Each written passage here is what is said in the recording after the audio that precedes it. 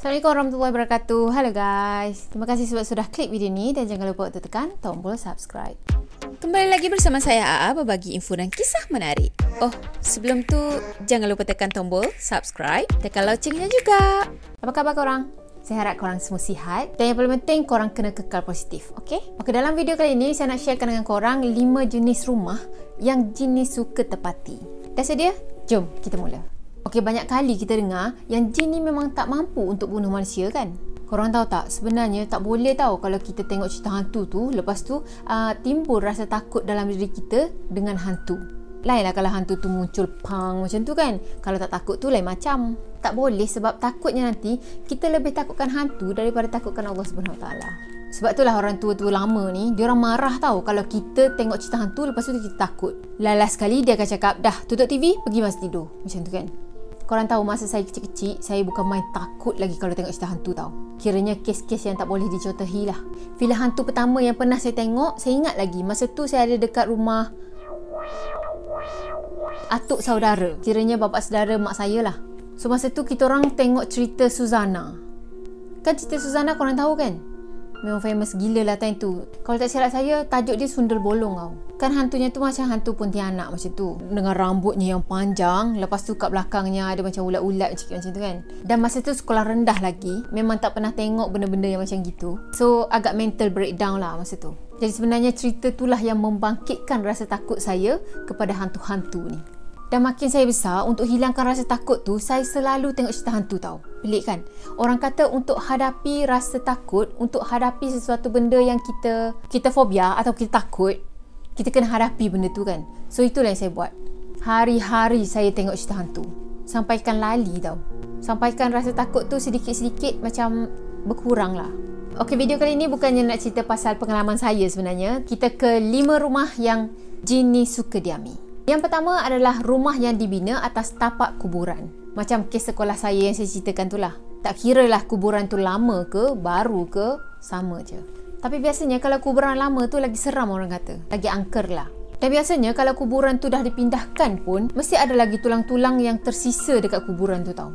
Sebab itulah kalau kita tengok video-video penelusuran ke, mesti ada yang minta untuk pindahkan tulang dia lah. Marah sebab dipindahkan lah. Dan sedih sebab tulang dia masih ada kat sana lah. Macam-macam lah. Tambah pula kuburan ni sebenarnya akan jadi tempat tinggal jin-jin tau. Jadi walaupun dipindahkan sekalipun, tempat tu masih lagi menjadi rumah dia. Jadi sebab dimensi kita dengan dimensi dia kan berbeza. Jadi automatik lah dia akan ada je dekat situ tanpa kita tahu kan. Plus kita tak boleh nampak dia dan dia boleh nampak kita. Bukanlah bermaksudnya kita memang tak boleh guna tempat tu. Tapi macam ada proses dia lah. Ada proses yang panjang untuk kita lalui. Sampaikan kita manusia ni menjadi dominan dekat tempat tu. Barulah tempat tu akan jadi tempat kita macam tu. Dan sebenarnya bukan kuburan je. Tempat ada orang buang mayat, tempat orang bunuh diri, tempat ada orang dibunuh.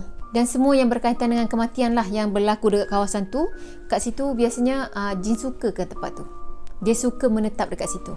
Dan sebab benda yang buruk dah berlaku dekat situ, energi negatif akan berkumpul dekat situ dan jin-jin yang negatif tu, jin-jin yang jahat tu akan datang sebab dia attract dengan tempat tu. So dia orang akan berkumpul kat situ dan menetap dekat situ dan sekaligus tempat tu akan jadi rumah ataupun kediaman mereka.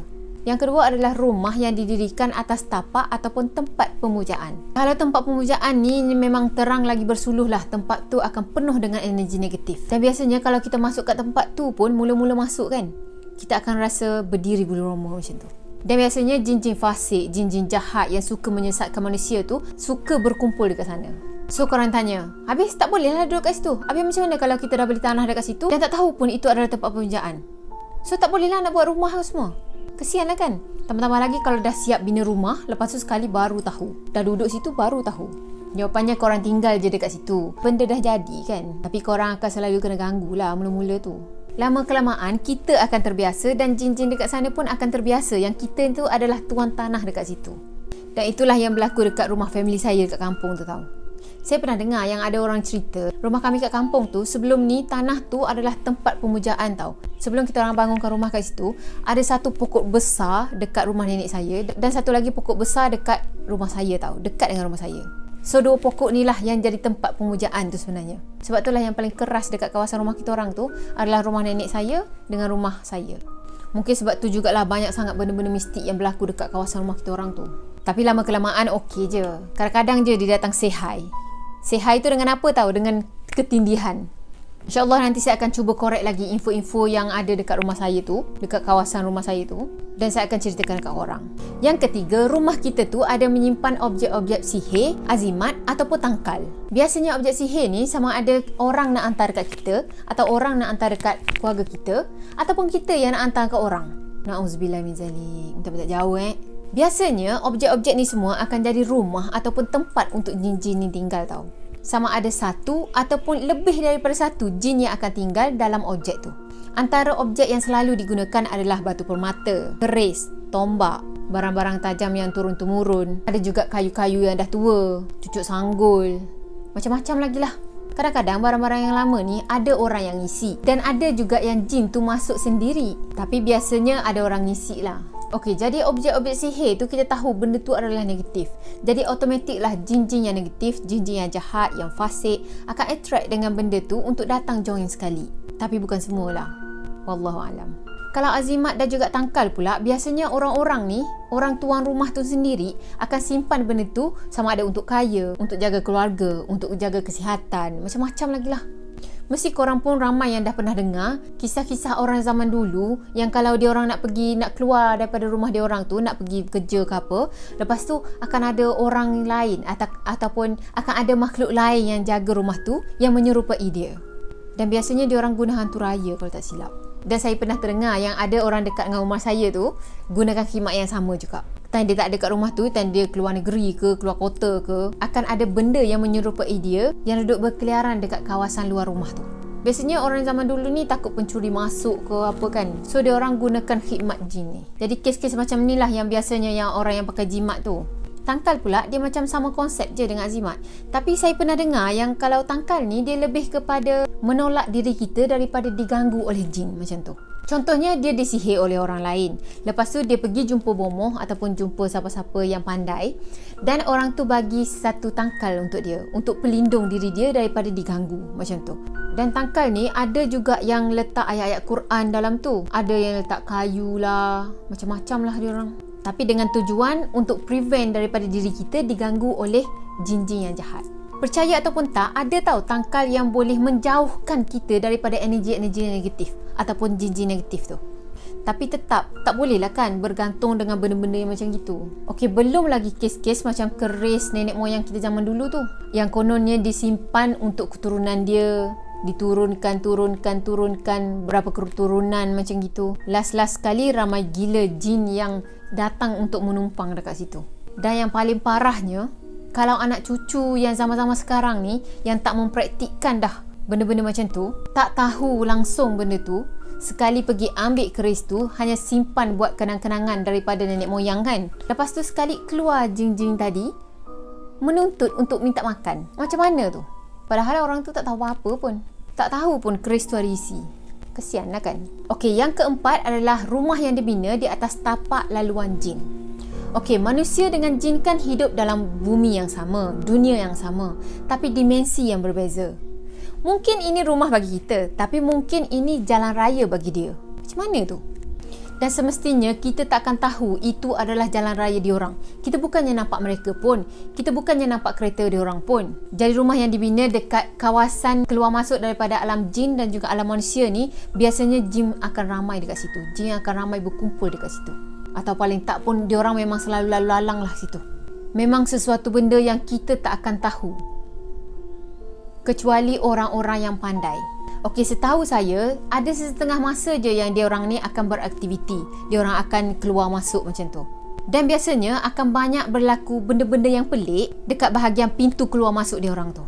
Ada yang mengatakan yang pintu gaib ini boleh muncul sebab ramai sangat manusia yang minta pertolongan mereka dekat situ. Contohnya ada satu pokok besar. Lepas tu ramai sangat yang pergi minta itu, minta ini dekat sana. Minta dengan jin-jin ni lah. Dan sebab ramai sangat yang pergi minta, pergi persembahkan ayam lah, kepala kambing lah, ayam hutan lah, macam-macam lah kan. So ramailah jin-jin yang fasik ni yang datang untuk berkumpul dekat situ. Jadi secara tak langsung, itu akan jadi satu pintu untuk diorang keluar masuk. Mungkin itu berlaku. So kalau kat rumah korang tu memang korang confirm ada satu pintu gaib, Contohnya ada kat bilik tidur tu kan, dah pernah jadi benda yang pelik-pelik dekat situ. Lepas tu korang panggil ustaz dan ustaz cakap ini adalah laluan untuk jin tu keluar masuk macam tu kan. So apa yang korang boleh buat adalah jadikan bilik tu sebagai bilik sembahyang.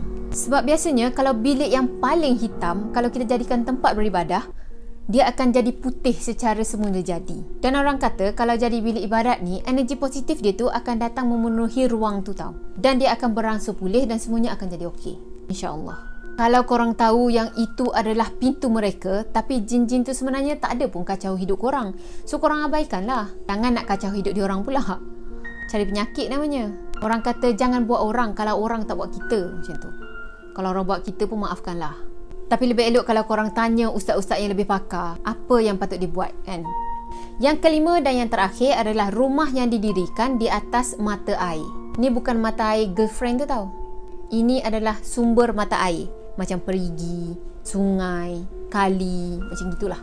Dan katanya mata air yang paling disukai oleh jin adalah mata air yang tak pernah kering walaupun musim kemarau. Jadi kalau dekat tempat mata air tu kita dah dirikan rumah dekat situ, memang ramai jugalah jin-jin yang ada kat situ. Sebab asalnya tempat mata air tadi adalah rumah mereka. Dan biasanya kalau benda ni jadi, biasanya akan jadi sedikit perang lah antara manusia dengan jin. Sebab itulah ada kes kerasukan, ada yang serang untuk menakut-nakutkan, teror dalam mimpi dan macam-macam lagi lah. Sebenarnya saya ada pergi ke sebuah tempat untuk berubat tau.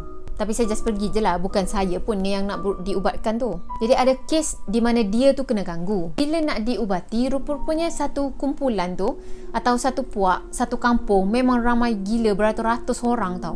Beratus-ratus orang, beratus-ratus jin tau. Katanya dia bawa geng dia datang sebab tak puas hati. Pun kurang pasti apa yang orang tu dah buat sampaikan jin-jin tu semua marah. Saya kurang pasti yang tu. Cuma last kali macam berdamai lah, cuba cari jalan penyelesaian. Lepas tu ada yang bagi cadangan untuk pindahkan jin-jin tu semua ke salah sebuah bukit. So bincang lah, bincang punya bincang, tawar-menawar semua. Last kali okey, dia orang setuju untuk pindah dari tempat tu ke sebuah bukit. So tempat tu mungkin berdekatan dengan tempat tinggal orang tu. Dan kalau tak silap saya, tempat asal jin-jin tu semua, satu kumpulan tadi, adalah berdekatan dengan air, dengan punca air. Okey, kenapa saya senaraikan 5 tempat ataupun 5 rumah yang jin ni suka tinggal? Sebab jin ni sendiri pun ada tempat tinggal kesukaan mereka tau. Mereka pun macam manusia juga. Ada nama, ada keturunan, beranak pinak dan ada yang hidup berpuak-puak. Puak dan kumpulan jin ni banyak sangat dan mereka boleh bertutur dalam bahasa apa-apa sekalipun. Sebab itulah kalau ada yang terkena sihir siam, cakap siam. Terkena sihir orang asli, cakap orang asli. Kalau terkena sihir Jawa, cakap Jawa. Dan kita yang tak faham ni nganga je lah. Ada yang saya tengok depan mata tau. Dia cakap orang asli. Lepas tu kan bahasa dia macam ni tau. Macam gitu tau. Habis kau expect kita orang akan faham. Kalau cakap Kelantan tu lain lah. Cakap siam pun tak faham. Sayangnya tak ada subtitle kat bawah. Kalau tak kita orang semua dah faham. Jadi sesetengah ulama tu membahagikan jin ni kepada beberapa kumpulan tau. Antaranya adalah kumpulan yang menunggu kubur, kumpulan yang menunggu gua, kumpulan yang menunggu mayat, kumpulan yang menunggu mata air, kumpulan yang menunggu tasik, kolam, teluk, kuala, pulau dan sebagainya. Sebab itulah ada yang suka tinggal dekat kubur, ada yang suka tinggal dekat mata air, ada yang suka tinggal dekat kolam dan juga gua. Dan yang paling banyak kita dengar, kalau nak cari ilmu kekebalan ke macam tu, diorang akan pergi kat gua-gua ni kan. Tapi tak boleh tau. Jangan sesekali mendekatkan diri kita dengan benda-benda yang syirik, dengan amalan dan juga ajaran yang menyesatkan. Alhamdulillah habis juga saya cerita-cerita ni. Sumber carian saya adalah daripada beberapa Google, beberapa internet dan juga saya share pengalaman saya sendiri. Jadi kita hidup ni berdampingan. Memang kita dah tak boleh nak nafikan dah. Jadi pendapat saya peribadi, jaga adab, jangan celupa dan masing-masing buat hal sendiri je lah. Tak perlu terlalu bersentuhan dengan mereka. Cukup sekarang kita tahu dia tu ada. Jadi kalau ada masalah, carilah ustaz-ustaz yang boleh membantu. So guys, saya dah cerita dan korang pun dah dengar. Maaf sangat kalau ada yang terkurang daripada saya. Dan minta maaf kalau saya ada menyentuh sensitiviti setengah individu. Dan last kali, marilah sama-sama kita memotivasikan diri kita untuk menjadi orang yang lebih baik lagi. So, kalau korang suka video ni, jangan lupa tekan tombol like, comment, share dan juga subscribe. Jumpa lagi di next video. Bye-bye. Assalamualaikum warahmatullahi wabarakatuh. Bye-bye.